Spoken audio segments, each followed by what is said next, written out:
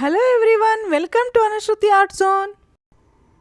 ಈಗಂತೂ ಎಷ್ಟು ಬಿಸಿಲಾಗ್ತಾ ಇದೆ, ಸೆಕೆ ಆಗ್ತಾ ಇದೆ ಅಂದರೆ ಆಫೀಸ್ಗೆ ಸ್ಕೂಲ್ಗೆ ನೀರು ತಗೊಂಡೋದ್ರೆ ಅದು ತಣ್ಣಗೆ ಉಳಿದಿರೋದೇ ಇಲ್ಲ ಅಲ್ವಾ. ಅದಕ್ಕೆ ನಾನಿವತ್ತು ನಿಮಗೊಂದು ಸೂಪರ್ ಐಡಿಯಾ ತಿಳಿಸ್ಕೊಡ್ತಾ ಇದ್ದೀನಿ. ನೋಡಿ, ಈ ರೀತಿ ಫಾಯಿಲ್ ಪೇಪರ್ ಇರುತ್ತಲ್ವ, ಅಲ್ಯೂಮಿನಿಯಂ ಫಾಯಿಲ್, ಅದನ್ನು ನೀವು ಈ ಬಾಟಲ್ಗೆ ಅಂದರೆ ನೀರಿನ ಬಾಟಲ್ಗೆ ರೋಲ್ ಮಾಡ್ಕೊಳ್ಳಿ. ನೀರಿನ ಬಾಟಲ್ ಮೆಟಲ್ ಆಗಿರಲಿ ಪ್ಲಾಸ್ಟಿಕ್ ಆಗಿರಲಿ ಎರಡಕ್ಕೂ ಈ ಐಡಿಯಾ ಉಪಯೋಗಕ್ಕೆ ಬರುತ್ತೆ. ನೋಡಿ, ಹೀಗೆ ನೀರು ತುಂಬಿದ ಬಾಟಲಿಯನ್ನು ಫಾಯಿಲ್ ಪೇಪರಿಂದ ಪೂರ್ತಿಯಾಗಿ ಹೀಗೆ ರ್ಯಾಪ್ ಮಾಡಿ, ನಂತರ ಇದನ್ನು ನೀವು ಸ್ವಲ್ಪ ಹೊತ್ತು ಫ್ರಿಡ್ಜ್ನಲ್ಲಿ ಇಟ್ಬಿಡಿ. ನೋಡಿ, ಹೀಗೆ ಕೆಲವು ಗಂಟೆಗಳ ಕಾಲ ನೀವು ಈ ಬಾಟಲಿಯನ್ನು ಫ್ರಿಡ್ಜ್ನಲ್ಲಿ ಇಟ್ಬಿಟ್ಟು ನಂತರ ಇದನ್ನು ನೀವು ಆಫೀಸ್ಗಾಗಲಿ ಸ್ಕೂಲ್ಗಾಗಲಿ ತಗೊಂಡು ಹೋದರೆ ಮಧ್ಯಾಹ್ನದವರೆಗೂ ಕೂಡ ಇದರಲ್ಲಿರುವಂತಹ ನೀರು ತಣ್ಣಗೆ ಇರುತ್ತೆ. ನೀವು ಈ ಐಡಿಯಾನ ಟ್ರೈ ಮಾಡಿ ನೋಡಿ. ನೋಡಿ, ಪ್ರತಿದಿನ ಸ್ನಾನ ಮಾಡೋದಕ್ಕೆ ಅಂತ ಸೋಪನ್ನು ಬಳಸ್ತೀವಿ ಅಲ್ವಾ. ಸೋಪ್ ಬಾಕ್ಸ್ನಲ್ಲಿ ಹೊಸ ಸೋಪು ತೆಗೆದು ಇಟ್ಟು ಇನ್ನೂ 3-4 ದಿನ ಆಗಿರೋದಿಲ್ಲ, ಆಗಲೇ ಸೋಪು ತುಂಬಾ ಕರಗಿ ಹೋಗ್ಬಿಟ್ಟಿರುತ್ತೆ. ಅದಕ್ಕೆ ನೀವು ಏನು ಮಾಡಬಹುದು ಗೊತ್ತಾ? ನೋಡಿ, ಈ ರೀತಿ 2 ರಬ್ಬರ್ ಬ್ಯಾಂಡ್ಗಳನ್ನು ತಗೊಳ್ಳಿ. ಸೋಪ್ ಬಾಕ್ಸ್ನಲ್ಲಿ 2 ತುದಿಗೆ, ವಿಡಿಯೋದಲ್ಲಿ ಗೊತ್ತಾಗ್ತಾ ಇದೆ ಅಲ್ವಾ, ಈ ರೀತಿ 2 ತುದಿಗೆ ನೀವು ಒಂದೊಂದು ರಬ್ಬರ್ ಬ್ಯಾಂಡನ್ನು ಹಾಕಬೇಕು. ನಂತರ ಇದರ ಮೇಲೆ ನೀವು ಸೋಪನ್ನು ಇಟ್ಕೊಂಡ್ಬಿಡಿ. ಹಸಿಯಾಗಿರುವಂತಹ ಸೋಪನ್ನು ಈ ರೀತಿ ಸೋಪ್ ಬಾಕ್ಸ್ನಿಂದ ಸ್ವಲ್ಪ ಅಂತರ ಮಾಡಿ ರಬ್ಬರ್ ಬ್ಯಾಂಡ್ಗಳ ಮೇಲೆ ಇಡೋದ್ರಿಂದ ಸೋಪು ಬೇಗನೆ ಡ್ರೈ ಆಗುತ್ತೆ, ಹಾಗೆಯೇ ಕರಗೋದಿಲ್ಲ ಕೂಡ. ನೀವು ಈ ತರಹ ಬೀಟ್ರೂಟು ಅದನ್ನು ಹೆಚ್ಚಿದಾಗ ಚಾಪಿಂಗ್ ಬೋರ್ಡ್ ಎಲ್ಲ ಅದರದೇ ಕಲರ್ ಆಗಿಬಿಟ್ಟಿರುತ್ತೆ ಅಲ್ವಾ. ಈವನ್ ಕೈ ಕೂಡ ರೆಡ್ ಕಲರ್ ಆಗಿಬಿಟ್ಟಿರುತ್ತೆ. ಆಗ ಚಾಪಿಂಗ್ ಬೋರ್ಡನ್ನು ಕೇವಲ ನೀರಿನಿಂದ ತೊಳೆದ್ರೆ ಆ ಕಲರ್ ಹೋಗೋದೇ ಇಲ್ಲ. ಅದಕ್ಕೆ ನೀವು ಏನು ಮಾಡಬೇಕು ಗೊತ್ತಾ?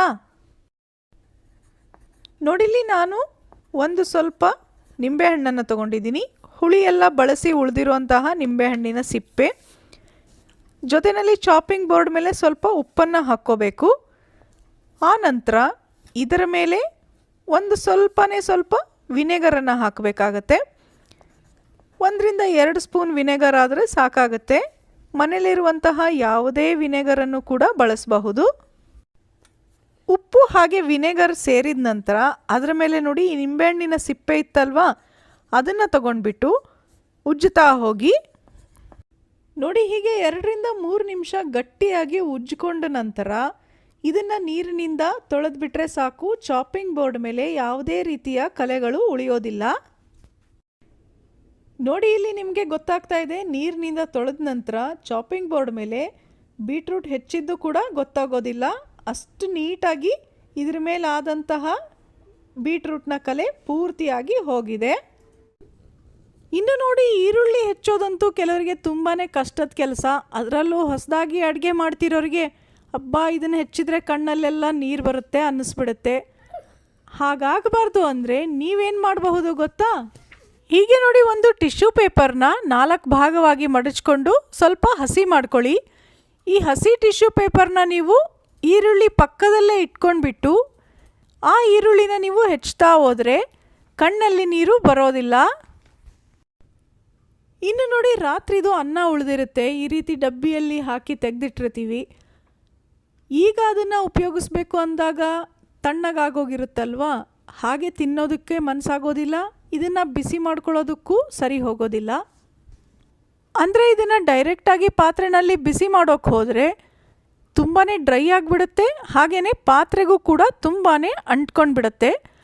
ಅದರ ಬದಲಿಗೆ ನೋಡಿ, ನೀವು ಒಂದು ಪಾತ್ರೆಯಲ್ಲಿ ಹೀಗೆ ನೀರನ್ನು ಹಾಕಿ, ಆ ನೀರು ಸ್ವಲ್ಪ ಬಿಸಿಯಾದ ನಂತರ ಅದ್ರ ಒಳಗಡೆ ಒಂದು ಚಿಕ್ಕ ಬಟ್ಟಲನ್ನು ಇಟ್ಬಿಟ್ಟು ಆ ನಂತರ ಈ ಅನ್ನದ ಡಬ್ಬಿ ಇತ್ತಲ್ವಾ ಅದನ್ನು ಇಟ್ಕೋಬೇಕು. ಈಗ ಈ ಡಬ್ಬಿಯನ್ನು ಮುಚ್ಚಿಬಿಡಿ. ನೋಡಿ, ನೀರು ಸ್ವಲ್ಪನೇ ಕುದಿ ಹತ್ತೋದಕ್ಕೆ ಸ್ಟಾರ್ಟ್ ಆದ ನಂತರ ಈ ಪಾತ್ರೆಯನ್ನು ನೀವು ಒಂದು ಮುಚ್ಚಳದಿಂದ ಮುಚ್ಚಿಬಿಡಬೇಕು.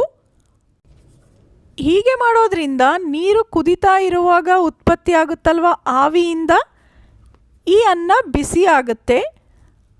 ಆಗ ಪಾತ್ರೆಗೂ ಅದು ಅಂಟ್ಕೊಳ್ಳೋದಿಲ್ಲ, ಪೂರ್ತಿಯಾಗಿ ಬಿಸಿ ಕೂಡ ಆಗಿರುತ್ತೆ. ಪ್ರತಿದಿನ ಎಲ್ಲರೂ ಎಷ್ಟು ಅಡುಗೆ ಮಾಡ್ತಾ ಇರ್ತೀವಿ ಅಂದರೆ ಗ್ಯಾಸ್ ಸ್ಟವ್ ತುಂಬಾ ಗಲೀಜಾಗ್ಬಿಡುತ್ತೆ ಅಲ್ವಾ. ಎಷ್ಟೇ ಹುಷಾರಾಗಿ ಮಾಡ್ತಾ ಇದ್ರೂ ಕೆಲವೊಂದು ಸಲ ಏನಾದರೂ ಚೆಲ್ಲುತ್ತೆ, ಸಾರು ಅಥವಾ ಹಾಲು ಉಕ್ಕಿರುತ್ತೆ.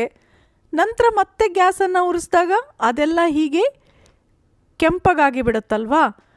ಅದನ್ನು ರಾತ್ರಿಗೆ ಕ್ಲೀನ್ ಮಾಡೋದೇ ಒಂದು ದೊಡ್ಡ ಕೆಲಸ ಅನ್ನಿಸ್ಬಿಡುತ್ತೆ. ಅದಕ್ಕೋಸ್ಕರ ನಾನಿಲ್ಲಿ ನಿಮಗಿವತ್ತು ಒಂದು ಒಳ್ಳೆಯ ಐಡಿಯಾನ ತಿಳಿಸ್ಕೊಡ್ತಾ ಇದ್ದೀನಿ. ಇದನ್ನು ನೀವು ಫಾಲೋ ಮಾಡಿದರೆ ಬೇಗನೆ ಕ್ಲೀನ್ ಮಾಡ್ಕೋಬಹುದು.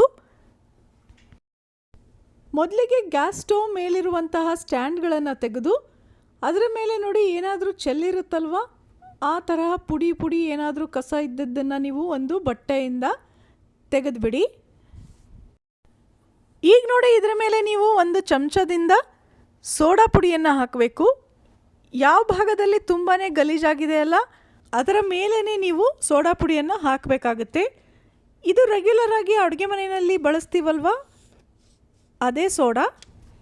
ನಾನು ಇದರ ಜೊತೆಗೆ ಓವರಾಲ್ ಆಗಿ ಗ್ಯಾಸ್ ಮೇಲೆ ಪೂರ್ತಿಯಾಗಿ ಸ್ವಲ್ಪ ಸ್ವಲ್ಪ ಸೋಡಾ ಪುಡಿಯನ್ನು ಹಾಕ್ತಾ ಇದ್ದೀನಿ.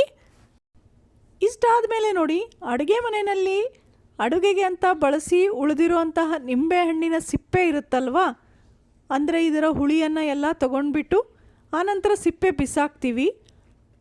ಆ ರೀತಿಯಾಗಿ ಉಳಿದ ಸಿಪ್ಪೆಗಳನ್ನು ನೀವು ಕ್ಲೀನ್ ಮಾಡೋದಕ್ಕೆ ಬಳಸಬಹುದು. ಇಂತಹ ನಿಂಬೆಹಣ್ಣಿನ ಸಿಪ್ಪೆನಲ್ಲಿ ಇನ್ನೂ ಹುಳಿ ಅಂಶ ಉಳಿದಿರುತ್ತೆ. ಅದನ್ನು ನೀವು ನೋಡಿ ಇಲ್ಲಿ ಸೋಡಾ ಪುಡಿ ಹಾಕಿದ್ವಿ ಅಲ್ವಾ, ಅದರ ಮೇಲೆ ಹೀಗೆ ಉಜ್ಜುತ್ತಾ ಹೋಗಬೇಕು. ಈ ತರಹ ಉಪಯೋಗಿಸಿ ಬಿಸಾಕುವ ನಿಂಬೆಹಣ್ಣಿನ ಸಿಪ್ಪೆಯನ್ನು ಕ್ಲೀನ್ ಮಾಡೋದಕ್ಕೆ ಮತ್ತೆ ಯಾವ ರೀತಿಯಲ್ಲಿ ಬಳಸಬಹುದು ಅನ್ನೋದನ್ನು ನಮ್ಮ ಚಾನಲ್ನಲ್ಲಿ ನಿಮಗೆ ಎಷ್ಟೊಂದು ವಿಡಿಯೋ ಸಿಗುತ್ತೆ ನೋಡಿ. ಇಲ್ಲಿ ನಾನು ಸ್ವಲ್ಪವೇ ಸ್ವಲ್ಪ ನೀರನ್ನು ಚಿಮುಕಿಸ್ಕೊಳ್ತಾ ಇದ್ದೀನಿ ನೋಡಿ. ನಿಮಗೆ ಉಜ್ಜೋದಕ್ಕೆ ಇನ್ನೂ ಈಸಿ ಆಗಬೇಕು ಅಂದರೆ ಈ ನಿಂಬೆಹಣ್ಣು ಇದೆ ಅಲ್ವಾ, ಅದನ್ನು ಈ ರೀತಿಯಾಗಿ ಉಲ್ಟಾ ಮಾಡ್ಕೊಳ್ಳಿ. ಅದರಿಂದ ಒಳಗಡೆ ಉಳಿದಿರುವಂತಹ ಹುಳಿಯ ಅಂಶ ಪೂರ್ತಿಯಾಗಿ ತಿಕ್ಕೋದಕ್ಕೆ ಯೂಸ್ ಆಗುತ್ತೆ. ಇಲ್ಲಿ ನೋಡಿ ಮತ್ತೆ ನೀವು ಬ್ರಷ್ ಆಗಲಿ ಸ್ಕ್ರಬ್ಬರ್ ಆಗಲಿ ಉಪಯೋಗಿಸೋದೇ ಬೇಕಿಲ್ಲ. ಈ ಹುಳಿಯ ಜೊತೆಗೆ ಸೋಡಾ ಪುಡಿಯನ್ನು ಸೇರಿರೋದ್ರಿಂದ ಅದರಲ್ಲಿ ಸಣ್ಣದಾಗಿ ಬುರುಗು ಬರುತ್ತೆ, ಹಾಗೆಯೇ ಗಲೀಜೆಲ್ಲ ಹೊರಟೋಗುತ್ತೆ. ನೋಡಿ ಉಜ್ಜುತ್ತಾ ನಿಮಗೆ ಗೊತ್ತಾಗ್ತಾ ಇದೆ ಅಲ್ವಾ, ಬರ್ನರ್ ಹತ್ರ ಎಷ್ಟೊಂದು ಗಲೀಜಾಗಿತ್ತು. ಕೇವಲ ಈ ನಿಂಬೆಹಣ್ಣಿನ ಸಿಪ್ಪೆಯಿಂದ ಉಜ್ಜಿರೋದ್ರಿಂದನೇ ಅದೆಲ್ಲವೂ ಕೂಡ ಈಗ ಹೋಗ್ತಾ ಇದೆ. ಇಷ್ಟಾದ ಮೇಲೆ ಈಗ ಒಂದು ಟಿಶ್ಯೂ ಪೇಪರ್ನ ತೊಗೊಂಡ್ಬಿಟ್ಟು ನೋಡಿ ಈಗೆಲ್ಲ ತಿಕ್ಕೊಂಡಿದ್ದೀಯಲ್ವಾ, ಅದನ್ನು ನೀವು ಒರೆಸ್ಕೊಳ್ಬೇಕಾಗತ್ತೆ. ನೋಡಿ ಇದರಲ್ಲಿ ಹತ್ಕೊಂಡು ಎಲ್ಲ ಬಂದುಬಿಡುತ್ತೆ. ನೋಡಿ ಆ ಪೇಪರ್ ನೋಡಿದ್ರೇ ಗೊತ್ತಾಗ್ತಾ ಇದೆ ಅಲ್ವಾ, ಎಲ್ಲ ಗಲೀಜು ಅದಕ್ಕೆ ಹತ್ಕೊಂಡು ಬರ್ತಾ ಇದೆ. ಎಷ್ಟೊಂದು ಸಲ ಸಾರು ಕುದೀತಾ ಇರುವಾಗ, ಟೀ ಕುದೀತಾ ಇರುವಾಗ ಉಕ್ಕಿಬಿಟ್ಟಿರುತ್ತೆ ಅಲ್ವಾ, ತಕ್ಷಣಕ್ಕೆ ಅದನ್ನು ಒರೆಸೋದಕ್ಕೆ ಆಗಿರೋದಿಲ್ಲ, ಅದರ ಕಲೆ ಹಾಗೇ ಉಳಿದ್ಬಿಟ್ಟಿರುತ್ತೆ. ಅಂತಹ ಟೈಮಲ್ಲಿ ನೀವು ಈ ಐಡಿಯಾನ ಉಪಯೋಗಿಸ್ಕೊಂಡು ಕ್ಲೀನ್ ಮಾಡ್ಕೊಂಡ್ಬಿಡಿ. ಗ್ಯಾಸ್ ಪೂರ್ತಿಯಾಗಿ ಫಳಫಳ ಅನ್ನೋ ರೀತಿ ಆಗಿರುತ್ತೆ ನೋಡಿ. ಒಮ್ಮೆ ಒರೆಸ್ಕೊಂಡ ನಂತರ ಮತ್ತೆ ಟಿಶ್ಯೂವನ್ನು ಹಸಿ ಮಾಡ್ಕೊಂಡ್ಬಿಟ್ಟು ಇನ್ನೊಮ್ಮೆ ನೀವು ಹೀಗೆ ಪೂರ್ತಿಯಾಗಿ ಒರೆಸ್ಕೊಳ್ಬೇಕಾಗತ್ತೆ. ಇದನ್ನು ನೀವು ಒಂದು ಬಟ್ಟೆಯಿಂದನೂ ಕೂಡ ಮಾಡ್ಕೊಳ್ಬಹುದು.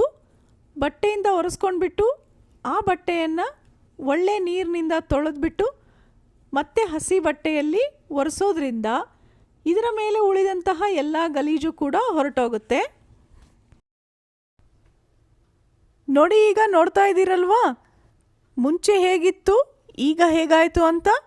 ಕೇವಲ ನಿಂಬೆಹಣ್ಣು ಮತ್ತು ಸೋಡಾ ಪುಡಿಯನ್ನು ಬಳಸಿ ಯಾವುದೇ ರೀತಿ ಕಲೆ ಇಲ್ಲದೆ ಇರೋ ಹಾಗೆ ನಾವು ಗ್ಯಾಸ್ ಸ್ಟೋವನ್ನು ಕ್ಲೀನ್ ಮಾಡ್ಕೊಳ್ಬಹುದು. ನಿಂಬೆಹಣ್ಣಂತೂ ಪ್ರತಿದಿನ ಅಡುಗೆನಲ್ಲಿ ಬಳಸ್ತಾನೆ ಇರ್ತೀವಿ ಅಲ್ವಾ, ಆ ಸಿಪ್ಪೆಯನ್ನು ಹಾಗೆ ಬಿಸಾಕೋದ್ರ ಬದಲಿಗೆ ರಾತ್ರಿ ಗ್ಯಾಸನ್ನು ಕ್ಲೀನ್ ಮಾಡ್ಕೊಂಡ್ಬಿಟ್ರೆ ಡಬಲ್ ಉಪಯೋಗ ತಾನೇ. ಈ ವಿಡಿಯೋ ಅಂತೂ ಎಲ್ಲ ಗೃಹಿಣಿಯರಿಗೆ ಇಷ್ಟ ಆಗೇ ಇರುತ್ತೆ. ಹಾಗಿದ್ರೆ ಲೈಕ್ ಮಾಡೋದನ್ನು ಮರಿಬೇಡಿ. ಬೇರೆಯವ್ರ ಜೊತೆಗೆ ಶೇರ್ ಕೂಡ ಮಾಡಿ. ಮತ್ತೆ ಸಿಗೋಣ ಇನ್ನೊಂದು ಇಂಟ್ರೆಸ್ಟಿಂಗ್ ಹಾಗೆ ಯೂಸ್ಫುಲ್ ವಿಡಿಯೋ ಜೊತೆ. ಧನ್ಯವಾದಗಳು.